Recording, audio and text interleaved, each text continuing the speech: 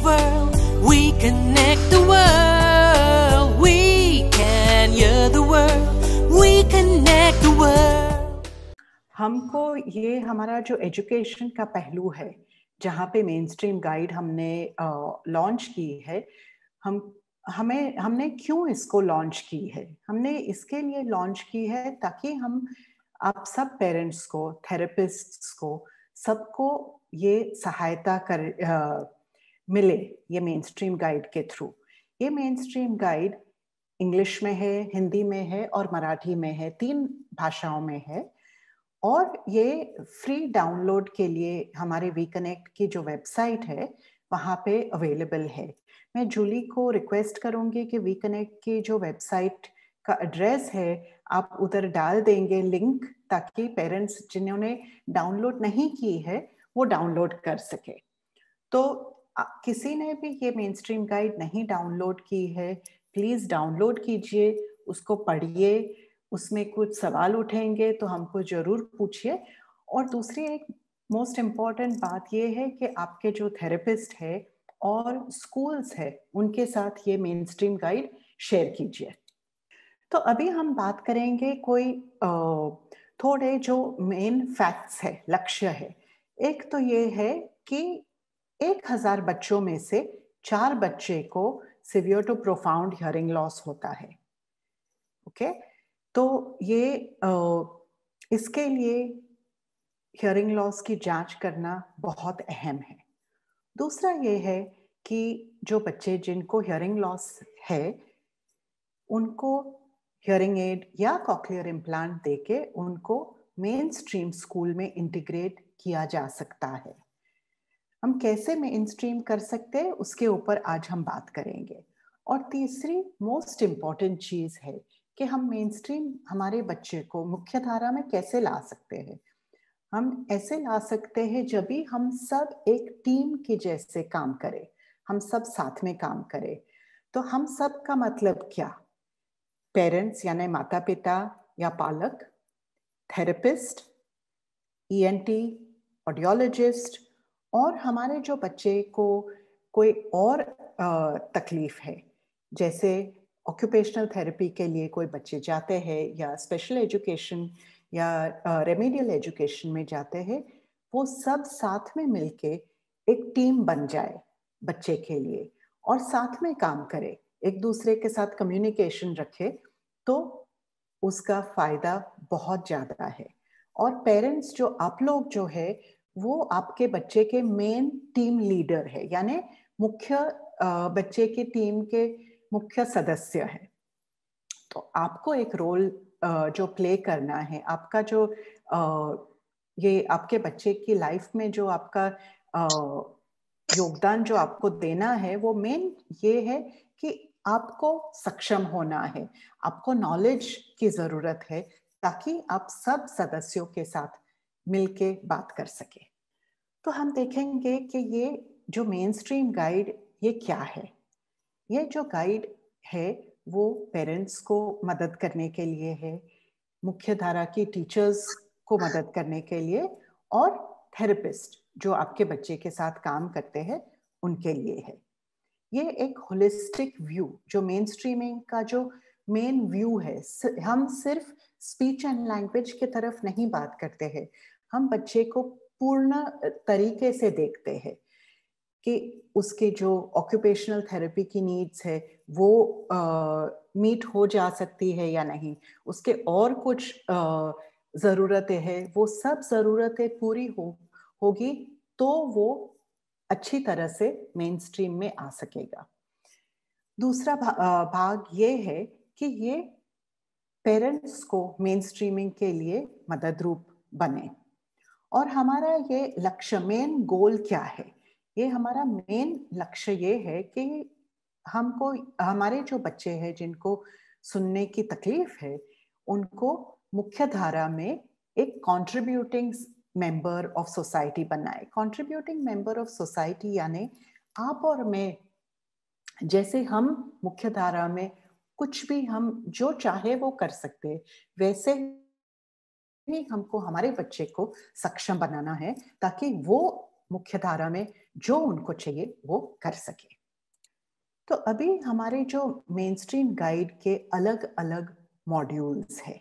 तो पहला module last हफ्ते फातिमा जगमग जो हमारे को फाउंडर और सीनियर ऑडियोलॉजिस्ट है ये फील्ड में, उन्होंने हम कैसे सुनते हैं उसके ऊपर किया था। दूसरा हमारा पहलू जो हम आज करने वाले हैं वो है मुख्य धारा के लिए तैयारी हम कैसे करें।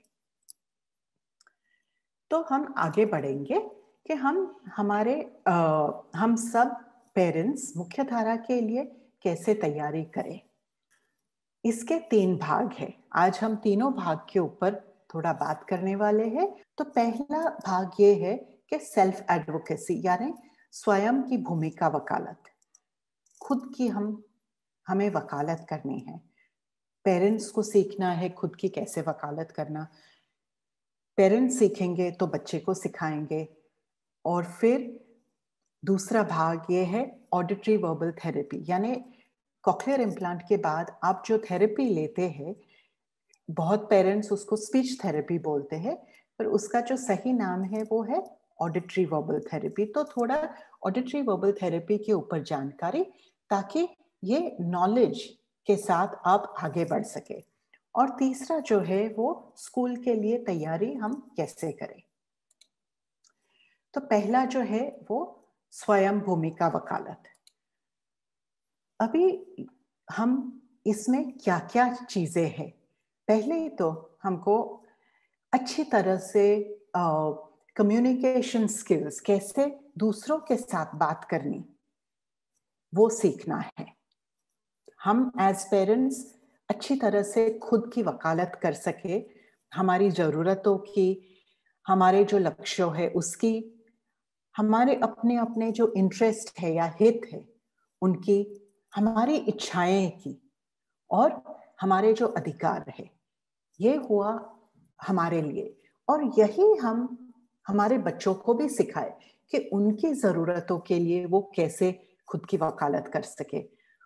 उनका जो मकसद है या उनका लक्ष्य है उसके ऊपर कैसे बात की जाए, खुद के जो इंटरेस्ट है उसके ऊपर, खुद के जो इच्छाएं हैं और खुद के अधिकारों के ऊपर, यहाँ पे हम कैसे ये सब चीजें कर सके। पहले तो हमको सीखना है और हमारे बच्चों को सिखाना कि हम आगे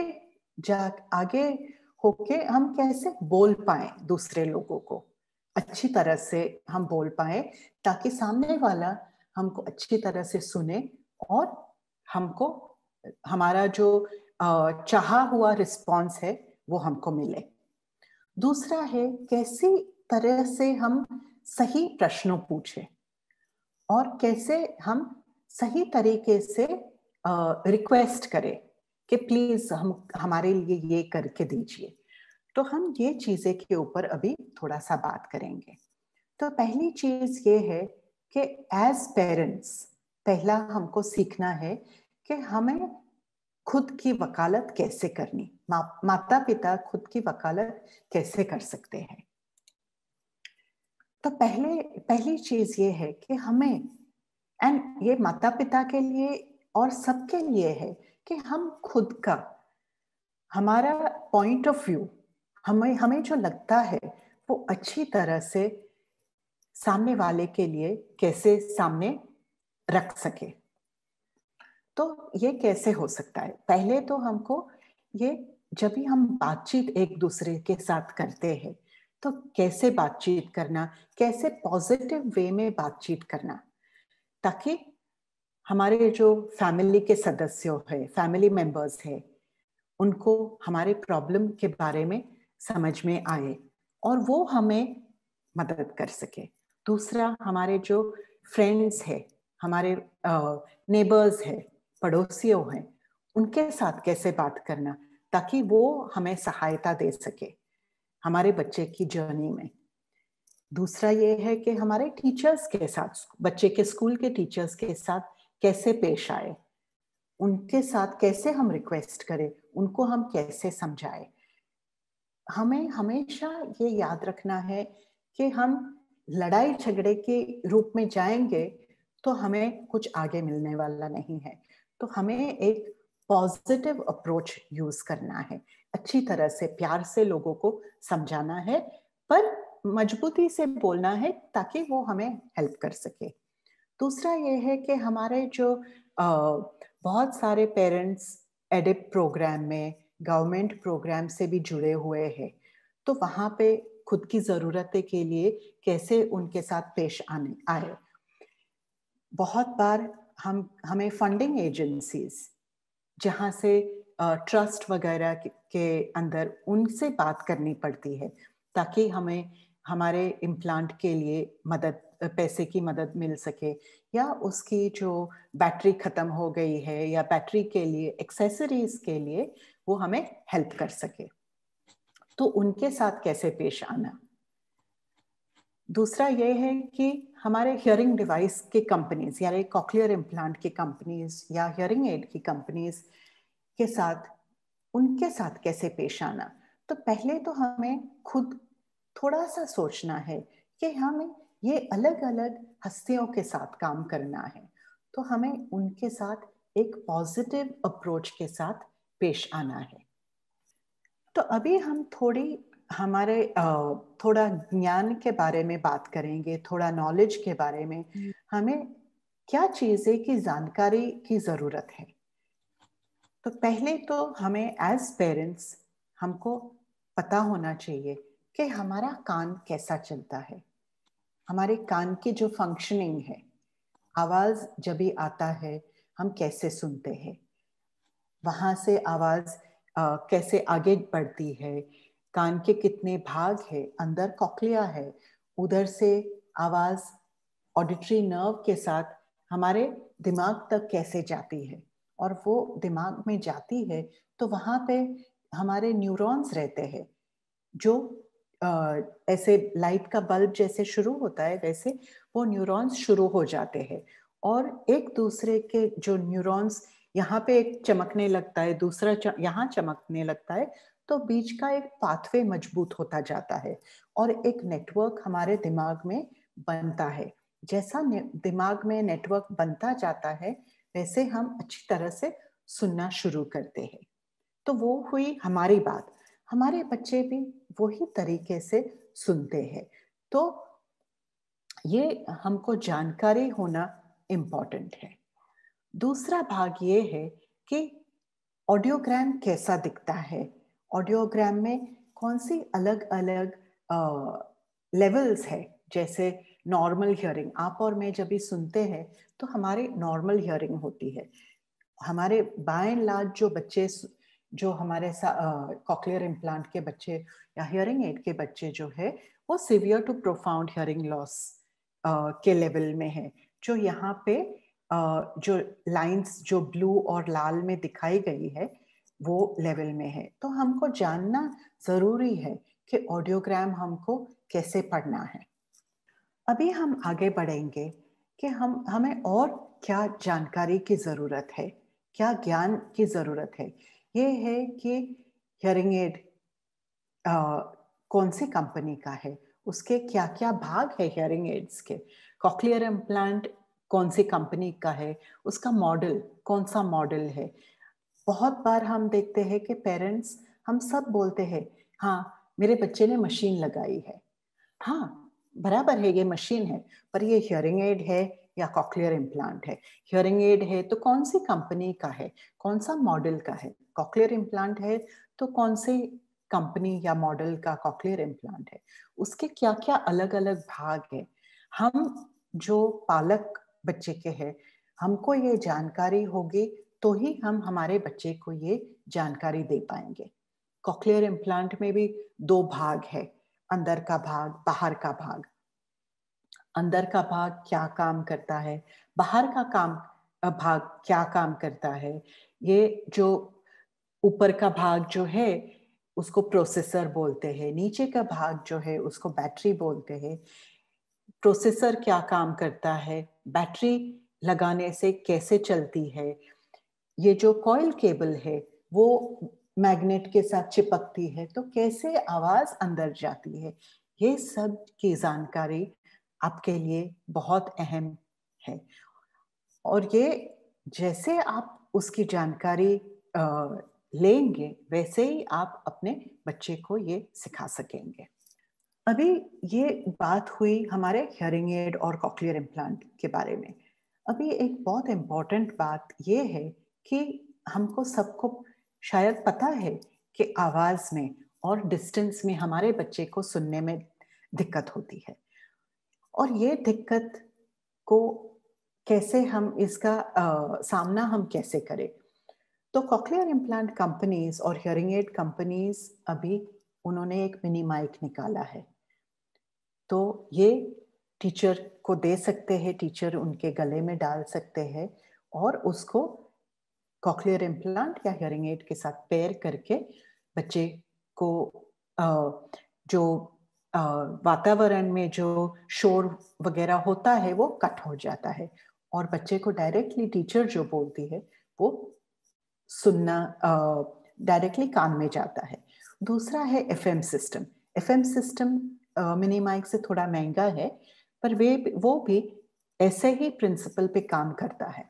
ओनली थिंग इज कि मिनी माइक अप्रोक्सीमेटली 7 मीटर के डिस्टेंस तक काम करता है और एफएम सिस्टम ज्यादा दूरी तक बच्चा इस्तेमाल कर सकता है।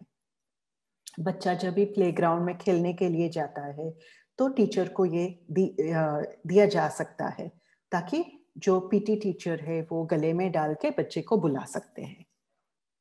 अभी हम जाएंगे आगे कि स्वयं की वकालत बच्चे कैसे कर सकते हैं और उसकी ज़रूरत क्या है।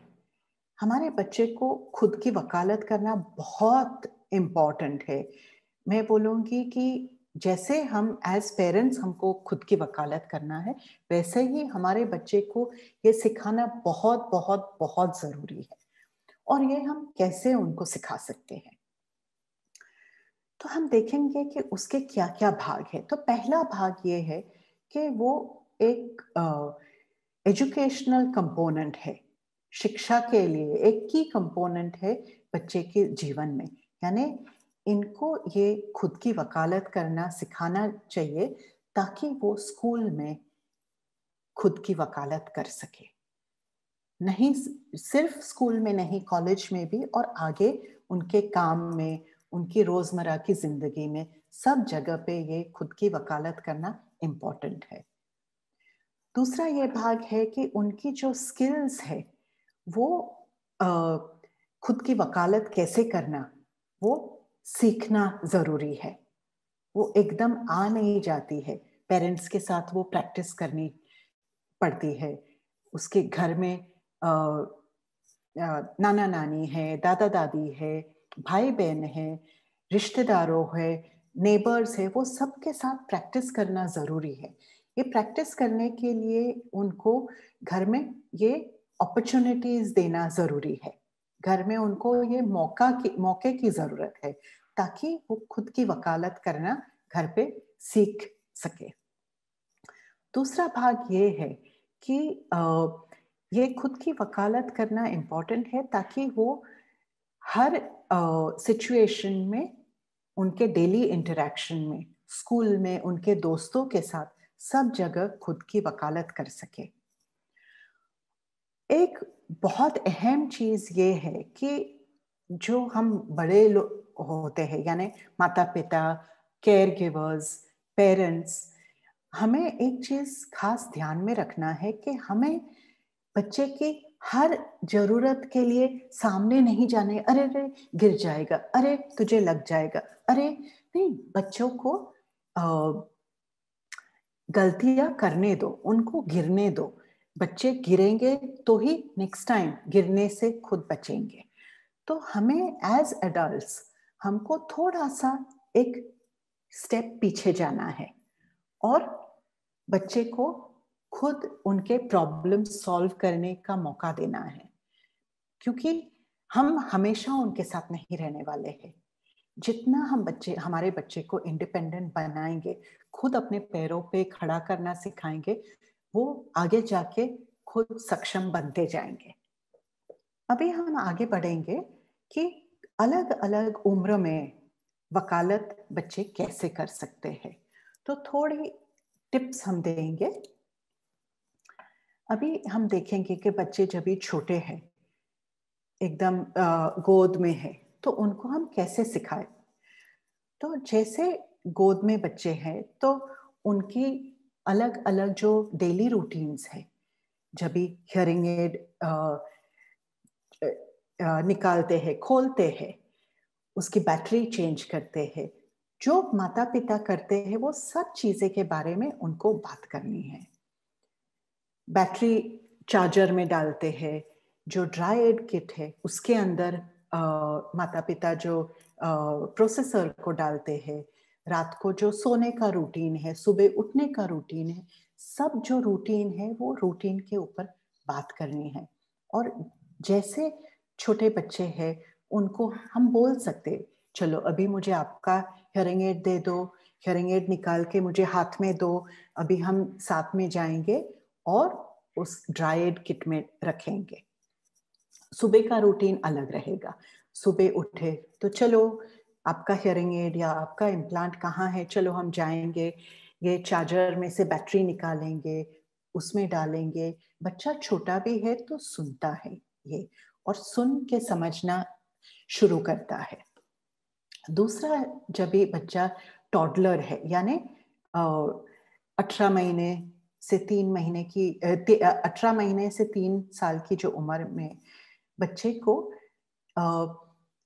बात करने के लिए उसको खुद की वकालत करना सिखाना है। सपोज वो बोलता है कि हाँ मुझे ये चाहिए, सिर्फ इशारा करता है, तो हमें उसको भाषा देनी है ताकि वो खुद पूछ सके मुझे ये दो। हम तुरंत उसके हाथ में दे देंगे तो ये हमने उसके पास से एक अपॉर्चुनिटी छीन ली। दूसरा, बच्चे को पूछने दो, उसको समझ में नहीं आया या सपोज उसने सुना नहीं है तो उसको आपको पूछने दो, मम्मी पापा फिर से बोलो। सिर्फ उसने आगे ये किया है और सिर्फ उसने कुछ बोला है तो सामने से फट से हमको देना नहीं है। दूसरी चीज ये है कि उसका मशीन चालू है या बंद है, उसका हियरिंग एड या उसका इम्प्लांट चालू है या बंद है, वो भी उसको जानकारी होनी चाहिए। तो ये चीजें एज पेरेंट्स, एज पालकों जो हम हैं, हमें ये बच्चों को सिखाना जरूरी है।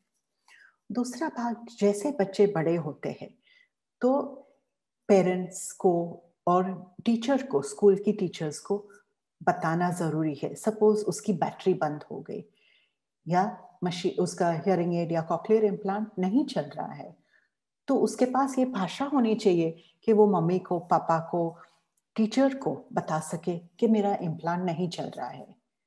भले थोड़ी सी भाषा, पर ये भाषा हमको बच्चे को देना बहुत जरूरी है। जैसे हमने पहले भी बात की है कि उसको ये जानकारी होनी चाहिए कि उसके इम्प्लांट के अलग अलग पार्ट्स, ताकि वो बोल सके कि हाँ मेरी बैटरी खत्म हो गई है, या मेरे केबल में कुछ खरखर आवाज आ रही है, या मुझे सुनाई नहीं दे रहा है।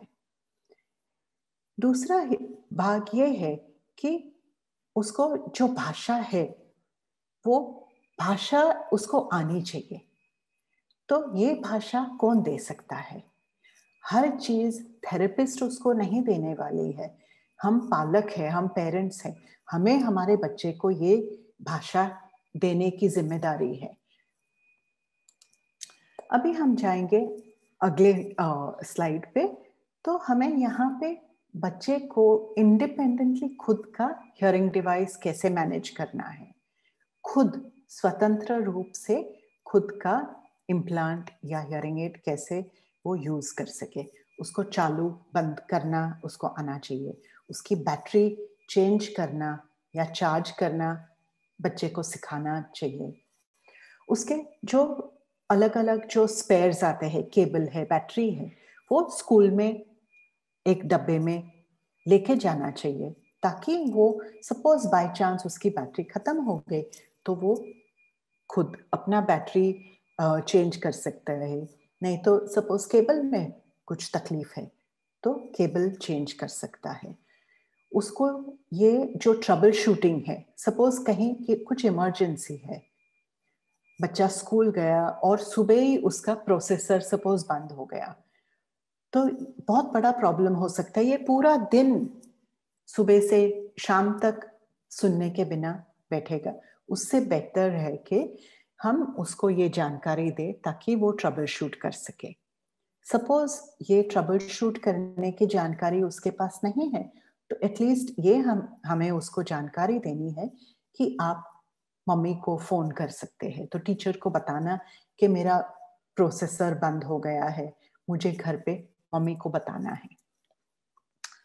दूसरा है कि हमारे बच्चे जब भी स्पोर्ट्स खेलने के लिए जाते हैं, प्लेग्राउंड में जाते हैं, तो उनको उनके प्रोसेसर की देखभाल, इम्प्लांट की देखभाल कैसे करनी है। एक तो इम्पॉर्टेंट है कि वो हेडबैंड लगाए, दूसरा खुद एक नैपकिन पॉकेट में रखे ताकि खुद का पसीना पोंछ के वो इम्प्लांट की देखभाल कर पाए। हमने सुना है कि कोई कोई पेरेंट्स डरते हैं कि पसीने से इम्प्लांट बंद हो जाता है, तो खेलने कूदने के लिए वो टीचर्स को मना करते हैं, बच्चे को मना करते हैं कि नहीं खेलने मत जाना, आपका प्रोसेसर खराब हो जाएगा। तो हम ये मौका क्यों हमारे बच्चे से छीन ले? इससे बेटर ये है कि हम उनको ये कैसे उसकी देखभाल स्पोर्ट्स में कर सके लेके जाना और टीचर को देना।